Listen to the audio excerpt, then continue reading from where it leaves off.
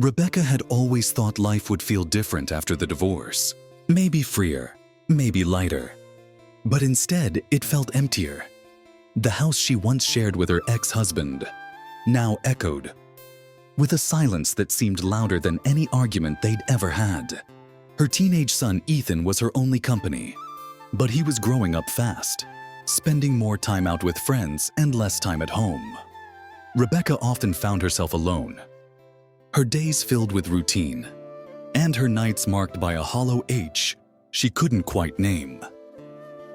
When Ethan announced that his college friend, Alex, would be staying with them for the summer, Rebecca didn't think much of it. She figured it would be good for Ethan to have a friend around, someone to keep the energy in the house alive. She hadn't expected Alex to be so different. He was polite and respectful, always offering to help with chores, and even taking time to chat with her when Ethan wasn't around. His presence was refreshing, a stark contrast to the detachment she had grown accustomed to in recent years. At first, Rebecca viewed Alex as nothing more than a guest in her home. He was young, energetic, and had an easy charm that made him likable. But as the days turned into weeks, she found herself noticing little things. The way he laughed, his quick wit. The way he always seemed genuinely interested in what she had to say. It wasn't just politeness, it was attentiveness, something she hadn't felt in years.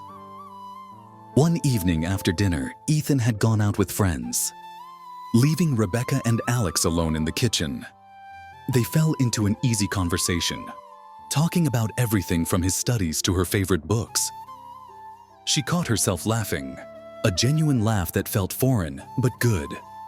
Alex noticed and smiled, saying, "You have a great laugh, Rebecca." The casual way he said her name sent a small joke through her. She quickly dismissed it, brushing the thought aside as a silly reaction to a kind comment. But as the days went on, Rebecca began to feel a subtle shift in her emotions. She started looking forward to their conversations, the sound of his voice in the house and the warmth of his presence. It wasn't anything she planned or wanted. It just happened. She scolded herself for even noticing. This is ridiculous. She thought he's Ethan's friend. Yet the feelings lingered, uninvited but persistent. Alex, for his part, was always respectful, never giving her any reason to believe he felt anything more than gratitude for her hospitality. But there were moments, small fleeting moments that made her question herself. A lingering glance, a smile that seemed just a little too knowing. It wasn't anything over, but it was enough to make her heart race in ways she hadn't felt in years. Rebecca knew she had to keep her emotions in check. Whatever this was, it couldn't lead anywhere. Still, she couldn't deny that Alex had brought something unexpected into her life. A spark, a reminder of what it felt like to be noticed, to feel alive. One afternoon, while Rebecca was in the garden tending to her flowers, Alex approached her, offering to help carry a bag of soil she was struggling with. It was a small gesture, but one that caught her off guard. As they worked side by side, their conversation flowed naturally, and Rebecca felt the lightness she hadn't experienced in years. Alex had a way of making her feel heard, as if her words carried weight and value. "You're really good at this," Alex remarked, admiring her meticulous work. "It's not just gardening. You have this ability to make things beautiful." Rebecca felt a blush creep up her neck, embarrassed by how much the compliment meant to her. "It's nothing really, just a hobby," she replied, brushing it off. But Alex didn't let it go. "No, seriously. It's rare to see someone care this much. You're different, Rebecca." The sincerity in his tone made her heart skip a beat. She quickly turned the conversation back to something safer, but the moment lingered in her mind long after. Later that evening, as they sat in the living room while Ethan was out, Alex brought up his family. He spoke about his parents' rocky marriage, and how it had shaped his perspective on relationships. Rebecca listened intently, surprised by his depth and emotional intelligence. "You're lucky to have Ethan," Alex said, his eyes meeting hers. "He's got a great mom who clearly does everything she can for him." Rebecca felt her chest tighten. It had been so long since anyone acknowledged her efforts, let alone appreciated them. She wanted to dismiss his words, but the honesty in his gaze stopped her.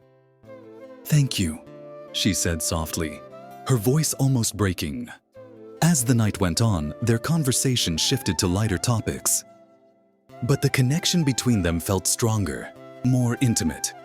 Rebecca couldn't help but notice the way Alex looked at her, not with the casual indifference she was used to from most young people, but with genuine warmth and curiosity when their hands accidentally brushed. As they reached for the same glass of water, Rebecca felt a jolt run through her. She quickly pulled her hand back, her heart racing. "I think I need to get some rest," she said abruptly. Standing up, Alex nodded, a faint smile on his lips. "Good night, Rebecca." Lying in bed, Rebecca replayed the evening in her mind, berating herself for reading into things that probably weren't there. Yet she couldn't deny how alive she felt when she was around Alex. It wasn't just attraction, it was the way he made her feel seen, valued, and understood. She knew it was dangerous territory. Alex was her son's friend, and any mistake could destroy the fragile harmony of her life. But the thrill of his attention was intoxicating, pulling her into a web of emotions. She wasn't sure she could escape. As the summer days stretched on, Rebecca found it harder to ignore. The growing tension between her and Alex. It wasn't something either of them spoke about, but it lingered in the air, an unspoken understanding that neither dared acknowledge. She told herself it was nothing, a harmless connection that would fade when Alex returned to college. Yet her heart betrayed her each time he entered the room. One evening, a storm rolled in. Knocking out the power, Rebecca lit candles around the house. And Alex offered to help the flickering lights soften the space, casting a warm glow over everything, including Alex. As they worked to make the house feel less eerie, Rebecca found herself relaxing in his company.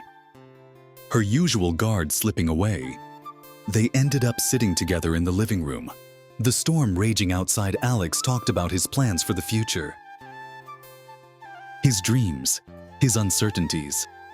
Rebecca listened, feeling a bittersweet pain as she thought of how much potential he had, how full of life he seemed. She shared bits of her own story too, more than she usually would, and Alex listened, with the same attentiveness that had first caught her off guard.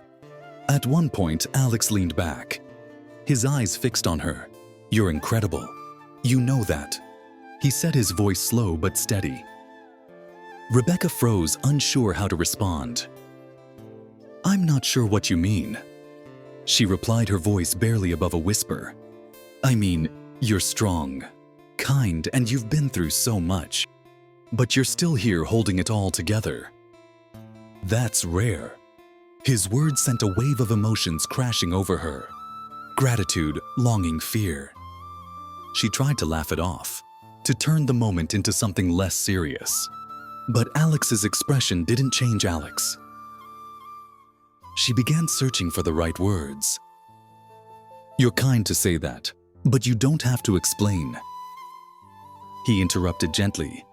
"I just wanted you to know how much I admire you." Rebecca felt her resolve weakening. She was torn between the thrill of his words and the guilt that followed. Before she could respond, a loud clap of thunder startled them both, and Alex instinctively reached for her hand. The contact was brief, but it sent a jolt through her. Leaving her shaken, she pulled her hand back, quickly standing up to create distance. "I think I should check on things upstairs," she said, her voice unsteady. Alex didn't protest, simply nodding as she walked away.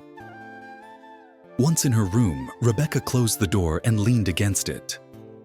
Her mind racing, she knew she was treading dangerous ground.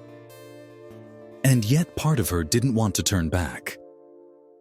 The connection she felt with Alex was unlike anything she'd experienced in years. But it was also something she couldn't allow herself to act on. For the rest of the night, she stayed in her room, grappling with the emotions she couldn't seem to control. The line between right and wrong had never felt so blurred, and the weight of her internal conflict was almost too much to bear. The morning after the storm, Rebecca avoided Alex. She busied herself with cleaning and errands, trying to suppress the thoughts that had consumed her the night before. She knew she couldn't keep this up forever, but she needed time to think, to gain control of her emotions before they spiraled further. Alex seemed to notice the shift but didn't push. He carried on as usual, chatting with Ethan and helping around the house, though Rebecca felt his occasional glances when he thought she wasn't looking. Each time her heart sank a little deeper. She couldn't deny the connection between them, but she also couldn't ignore the consequences. By the weekend, Alex announced that he'd be leaving in a few days to prepare for the upcoming semester. The news brought both relief and a pang of unexpected sadness to Rebecca. She told herself this was for the best, that his leaving would make it easier for her to return to normal. But the thought of him walking out of her life left her feeling hollow. The day before his departure, Alex found Rebecca in the kitchen slicing vegetables for dinner. He leaned against the counter, his expression unreadable. "Rebecca, can we talk?" Her hands froze for a moment before she resumed chopping. "About what?" she asked, keeping her tone light. "About us," he said simply. The knife slipped from her hand, clattering against the cutting board. She turned to face him, her stomach twisting. "Alex, there is no us. You're my son's friend. Whatever you're feeling, it's not real." Alex didn't back down. "I know what I feel, and I think you feel it too. But I also know it's complicated, and I don't want to make things harder for you." His words caught her off guard, the honesty in them cutting through her defenses. She looked away, unable to meet his gaze. "It's not just complicated, it's impossible," she said quietly. "You're young and I'm not." "This isn't right, Alex." "It can't be." Alex nodded slowly, his expression softening. "I understand. But for what it's worth, you've shown me what strength and kindness look like. You've made me see things differently, and I'll always be grateful for that." Tears pricked the corners of Rebecca's eyes, but she blinked them away. "You're a good person, Alex, and you'll find someone your age who sees that. Someone who can give you everything you deserve. But it's not me." The rest of the day passed in a blur, and by the time Alex said his goodbyes, Rebecca felt both lighter and heavier at once. She watched him leave, her heart aching, but her mind resolute in the weeks that followed. Rebecca focused on herself, on her work, her son, and rebuilding her confidence. She realized that her longing wasn't just for Alex, but for the feeling of being seen and valued. She didn't need someone else to give her that. She needed to find it within herself. Though the experience had shaken her, it also left her with a renewed sense of purpose. Rebecca vowed to seek happiness in ways that honored her values, her role as a mother, and her own self-worth. She knew the path wouldn't be easy, but for the first time in years, she felt ready to walk it.